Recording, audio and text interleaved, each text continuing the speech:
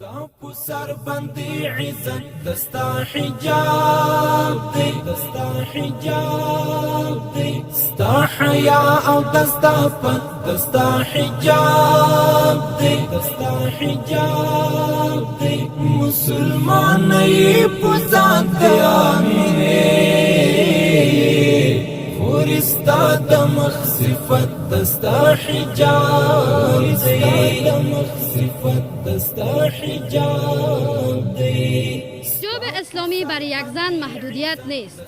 برای یک زن کدام مجبوریت نیست، برای یک زن تاج است، برای یک زن یک ارزش است که خداوند برش قائل شده. در سر تا سر جهان در هر جایی که زنان با شهامت و با غیرت افغان زندگی میکنه و ما با اونا سر و کار داریم یا در تماس هستیم، از اونا من آگاهی دارم که اونا با رعایت حجاب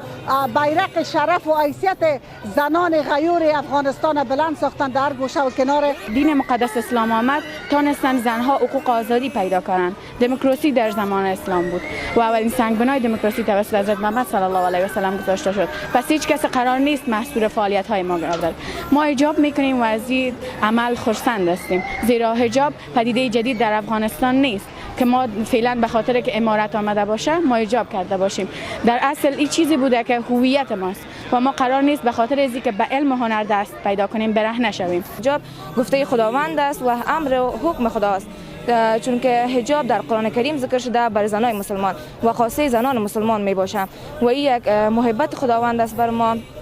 که خداوند ما را در عفت و پاکدامنی نگه می داره و باید او ارزش ما با جان و دل بپذیریم و از او حمایت کنیم و گفته میتونیم که حجاب یک مکلفیت و مسئولیت است نه مجبوریت و همچنان حجاب خاصه زنان مسلمان است و